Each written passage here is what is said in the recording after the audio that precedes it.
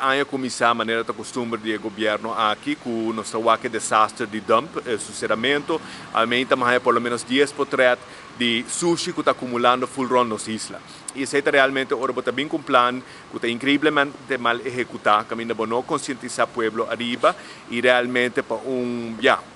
capricho, para não usar outra palavra, nós estamos um acontecimento que está contra, ou está peligroso para a saúde de nosso povo, seguro que refleja mal para nosso turismo, que é a indústria principal. Então, eu espero que nós tenhamos ação a base de sentido comum e não de capricho. Indo back para o tema de lo qual está cuidando de nosso meio ambiente e situação de dump,